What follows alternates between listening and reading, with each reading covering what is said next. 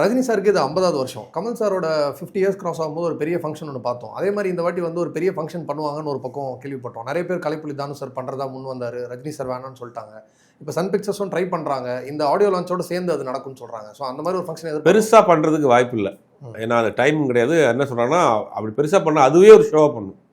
ஒரு 3 ஹவர்ஸ் ஷோவாக வந்து நீங்கள் என்ன பண்ணலான்னா ஹெச்பி முத்துராமன்லேருந்து பாலச்சந்தர் இல்லை, அதிகமாக படம் பண்ண டேரக்டர் வந்து அவர் கூட வச்சு ஹெச்பி முத்துராமன் தான் இருக்கிறார்.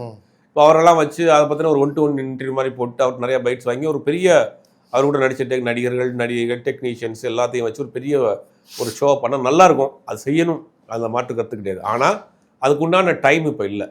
ஏன்னா அவ்வளோ பெரிய ஆர்கனைஸ் பண்ணி பண்ண மாட்டாங்க. எனக்கு தெரிஞ்சு அதில் ஒரு ஏவி மாதிரி ஏதாவது பண்ணுறதுக்கு வாய்ப்பு இருக்குது. ஒரு 50 இயர்ஸ் ஆஃப் ரஜினிகாந்த் அப்படின்னு ஒரு ஏவி மாதிரி பண்ணி இவங்களுடைய முக்கியமான நாட்களுடைய ஏதாவது ஒரு பைட்ஸ்லாம் எடுத்து வந்து போட்டு அதை ஹானர் பண்ணுற மாதிரியான ஆடியோ லான்ச்சோட சேர்த்து பண்ணுவாங்க.